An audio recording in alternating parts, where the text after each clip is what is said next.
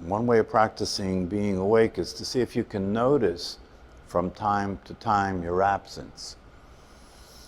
What I mean by that is, for example, when I was ringing the bell, right? If you actually paid attention to what actually is happening, right? It's the sound of the bell, right?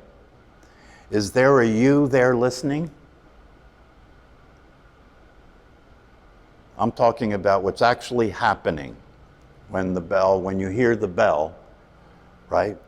Is there a you there listening to the bell? Right. When you're listening to a sound, right? As far as what's actually there is just the sound, isn't it? Yeah. So that's the same as saying you think that you're a person, right? Where is this person you are? It's the same thing as that, right? If you listen to a sound, where is the person listening to the sound? It's made up. It's an assumption. It's a belief. You're a belief. I'm talking about reality. I'm talking about what's actually there, right? We live so consistently with adding things that aren't there, right? And believing they are, right? Like adding you to everything like you're actually there. When the truth is, no, you're not there. There is no one there. That is all an insertion. That is all a belief. That's all. You can think that way. You can think that, right? But when the sound is there, it's not there. It's just not there. That's important to understand because it means that what we're talking about here is not a belief system. It's actual. It's the truth. The truth means it's actually what's there. But that absolute truth is not a truth you can live. You can't live that truth, right? You can know that truth. You can experience that truth, but you can't live that truth. You have to live in the world of time and space with the physical body, and you have to live with a thinking activity. And when you live with that thinking activity, believing that thinking activity is presenting you with reality, presenting you with the truth, presenting you with what's real, that's mental illness. That's mental illness. Because if you are experiencing something that's not real, right, that's called psychosis, right? Or delusion, right? But the problem is because everybody is experiencing being delusional and being psychotic, right? That nobody is delusional or psychotic because everybody is delusional and psychotic. So it doesn't show up. If we're all acting crazy, who's crazy? It doesn't show up. The reality of that experience is a verb, not a noun. The reality of your existence, the reality of being alive is a verb, not a noun. You know, there is actually no Bob. All there is bobbing. See, the way to process things as you go through your experience of living is whenever you feel like you're hitting the wall, whenever you feel like you're now involved in irrational thinking, whenever you feel like you're upset now, those are all red flags. They're all that you should train yourself that whenever that happens, right, you should look very closely at what's happening. If you look very closely at what's happening, you'll see the truth about it. If you look very close about who you think you are, you'll see it's not there. Because you're looking now, you're not just believing. You're looking. If I am real, where am I? Right? If I am real, where am I? Well, most people believe that they're in the body. Okay, where in the body? There's nowhere to be found. There's nothing there. There's nothing to be found. So when you investigate, that's what self-inquiry means, right? When you inquire into something, right, it's an investigation.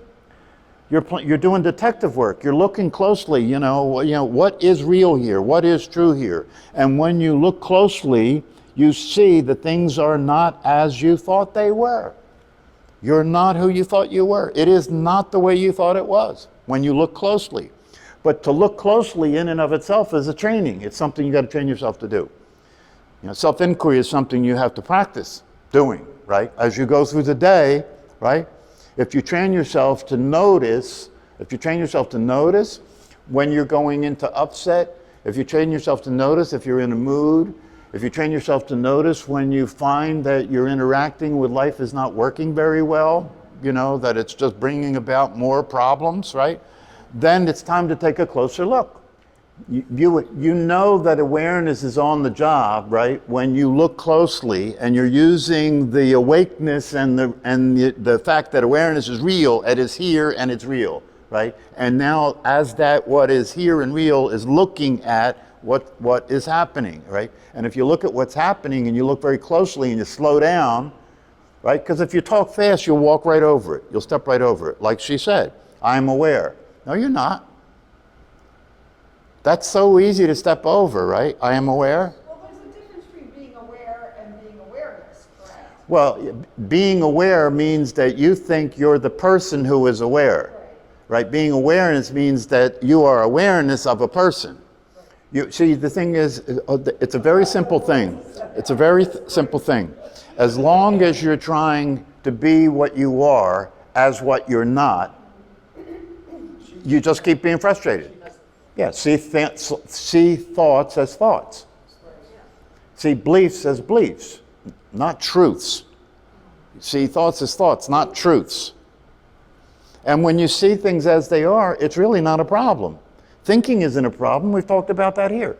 Thinking is not a problem. It's when you think that thinking is reflecting reality. That's a problem. Because thinking can't reflect reality.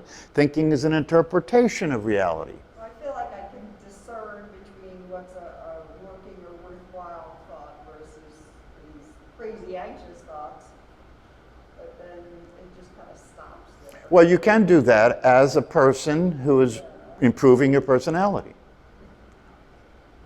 Right? That's why, by the way, that's why, I don't know how many of you, and I want to mention this, the website that Jeff Gross put up that I sent you out a link to, right? You should start using that because all the videos are there. You don't have to go to YouTube. Yeah, all the videos are there, and there is a guided meditation. I forgot I did that. I put a guided meditation on that website. Right, so if you have difficulty meditating and you want to use a guided meditation, there's one there that I put up there that I lead. One of the things that is emphasized that that Angelo brought up, right? He brought up koans, right? And I haven't been a fan of koans, right? Because I guess it's because they bothered me when I first encountered them because you can't do anything with them, But recently I've gone back and read the book that he refers to in his teaching. He said one of the things that had a big impact on him was this book, The Three Pillars of Zen. Okay. So I went back and I was reading. I had read it maybe 30 years ago. I had no memory of what it was about. But in that book, they talk about koans, and they specifically talk about the koan mu, which is considered to be one of the first koans that the Zen masters give to their students. Mu, M-U, what is mu, right? That's a worthwhile koan for you. Because mu can't be understood. It doesn't refer to anything that you can understand, right? Mu is a word that describes everything that is beyond concepts. See, that's why it's mu. There is nothing called mu in the world, right? Therefore, not that I know of, but even if there is, doesn't matter. Because this mu means that it's pointing to that which is non-conceptual. It's pointing to that, okay? So when you're given that koan, right, you're told to continue to live with this word that doesn't mean anything. To keep paying attention to this word that doesn't mean anything. And understand that it offers you the opportunity to leave what you consider to be meaningful and conceptual and experience that which is non-conceptual, which is reality, which is the truth, which is what you are, non-conceptual, right? What? What's the definition of a koan? It's a riddle or a question that can't be answered with the rational mind. Right? And so the teacher, when the koan is given, like mu, right, then the student keeps coming back before the teacher. If it's a retreat, you come back twice a day to the teacher, right? And and say, you know, what your koan is. It's mu. And then the teacher will say, okay, you know, what's the answer? And you give an answer. And the thing is this, the answer is not a specific answer. There's, you know, it can't be a specific answer because mu doesn't mean anything, right? But if you understand the non-conceptual experience that it points to, how you reflect that to the teacher will let them know you got it, like that. Which means the teacher has to be able to know when you got it, and has to be able to tell when you got it. And the way you express that you got it can be in a million different ways. Million different ways. For example, one answer to the koan mu that the teacher described was that a student came in and said, my koan is mu, and the teacher said, okay, what answer do you have? And he picked up the teacher's baton and whacked the teacher with it. And the teacher said, very good, very good. Because you see, what was being expressed is outside of the understandings and the concepts we have. That would be a senseless thing to do, you see? But it shows the person was operating out of the ordinary understanding about anything, which allows you to do anything, be anyway, say anything, right? Yeah, so you could answer the koan by making a noise or just not saying anything. What's that? Would that be the best, just don't make sense with whatever you say? Well, it's not that simple. It sounds like. Yeah. Yeah. That would be a strategy to try and answer the koan, right? But the teacher would be able to sense that you're just using not making sense as a way to answer. Now, if you read about it, I mean, if you read about mu, I mean, you can take it on if you want to, you know, if you kind of get what it is, you could take it on.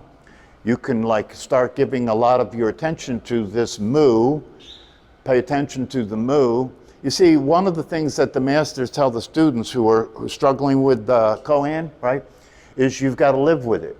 You've got to live with it. You've got to keep giving it your attention all the time, right? And face all the frustration that will come along, right?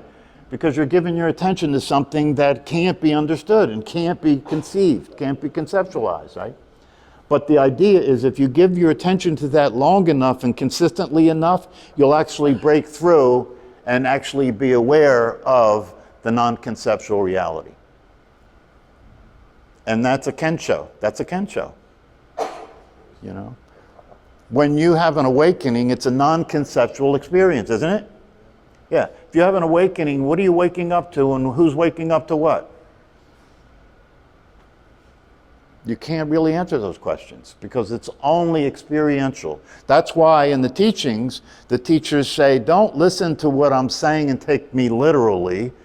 No, listen to what I'm saying and get that I'm pointing to something. I'm not meaning to say what I'm saying by taking what I'm saying literally, but what I'm saying is pointing to something that is not conceptual. Look at that, see that, get that. That's the truth. That's the truth, but you can't talk about that. You can know it, you can feel it, you can experience it, but you can't talk about it. That's why the way it gets communicated to a teacher that you get the koan has so many different ways of communicating, because it's not what you do, right? It's where you're coming from. It's not. That's why when I listen to you guys ask questions, right? I'm listening to where you're coming from. And if you're coming from identifying yourself as a physical body and a person asking a question, right? The most useful thing I can do is tell you that's not it.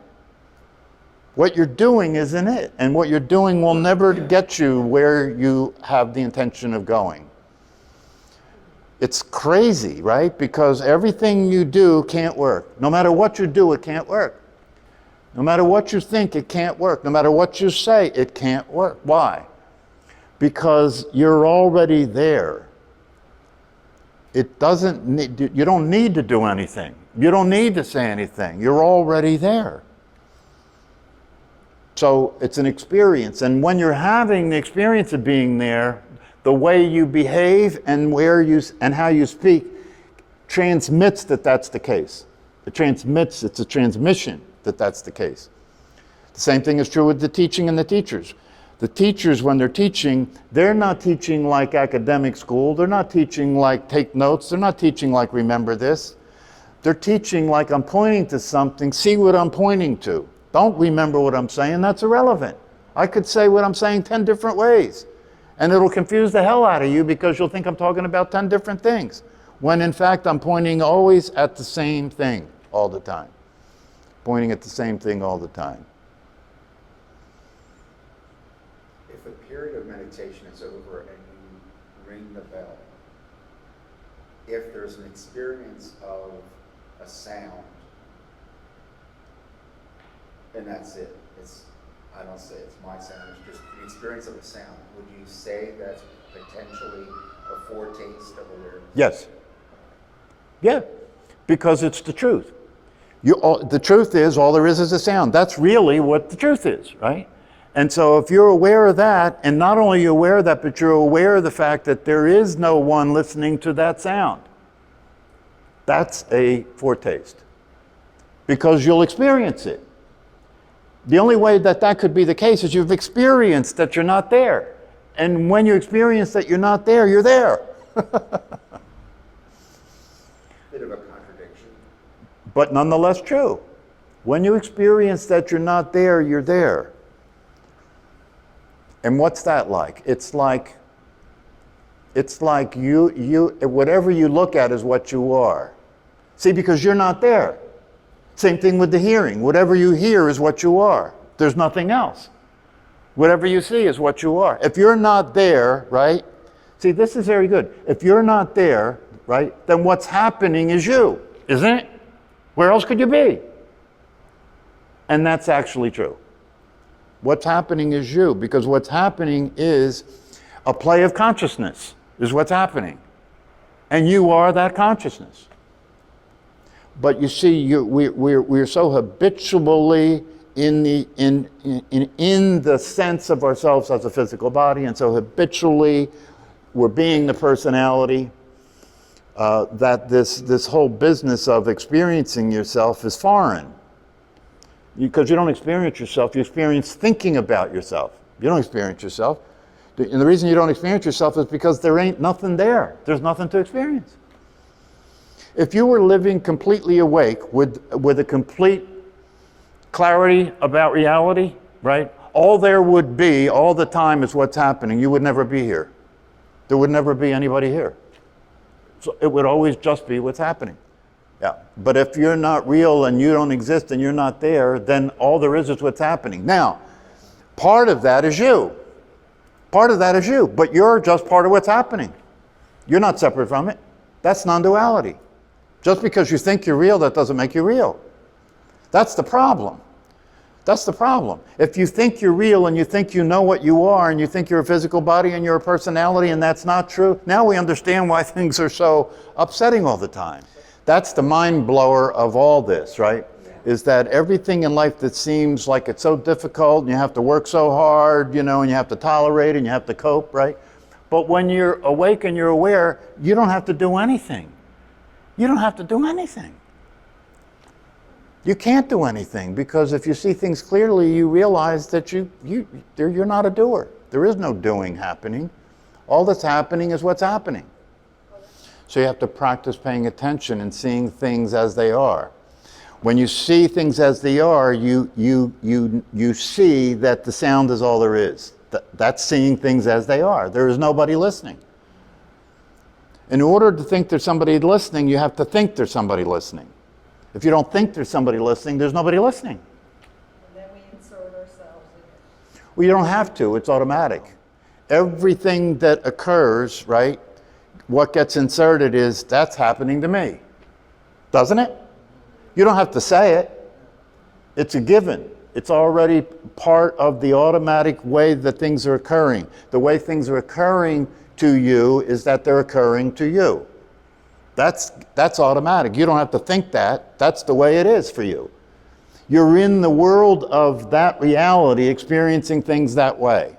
Well, there are a lot of people that wake up because of a sound. They hear a sound, especially when they're meditating. They hear a sound and they have an awakening, you know.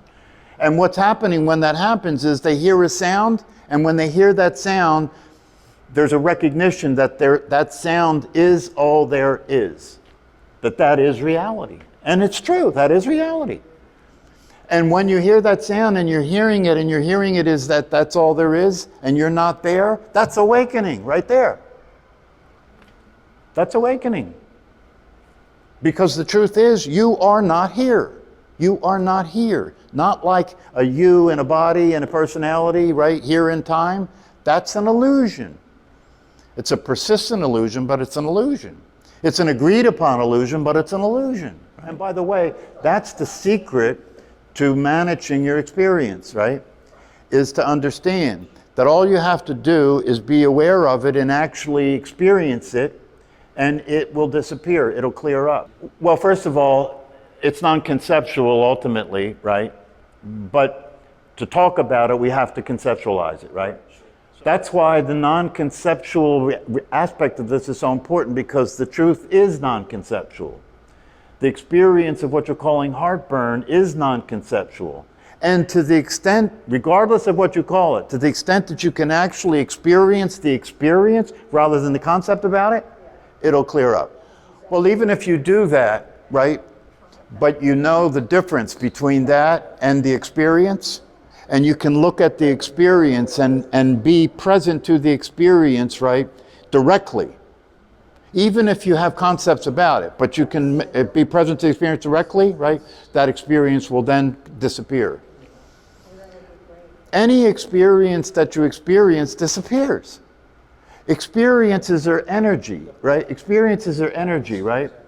And when you connect with the energy of an experience, right, and as you're experiencing it, you unite with it.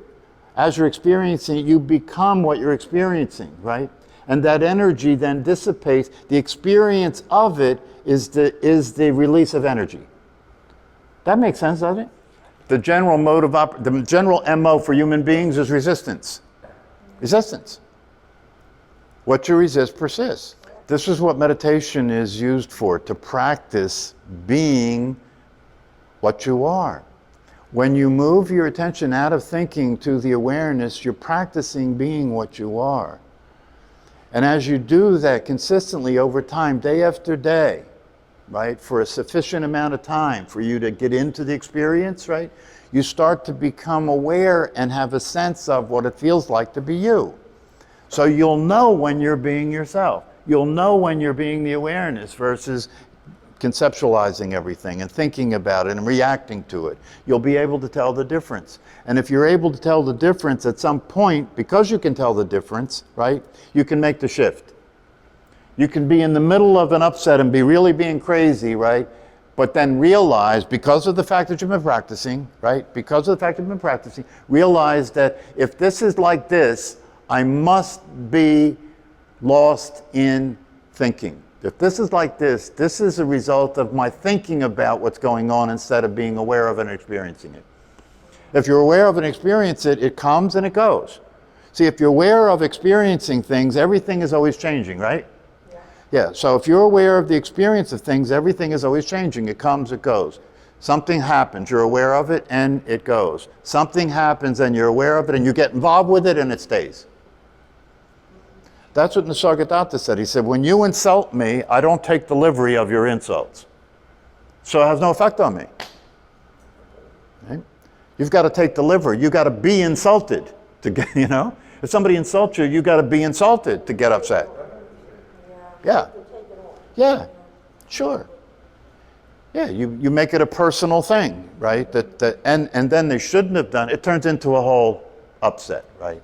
And then you turn into somebody who's got to protect your country. And your country is the environment around your body.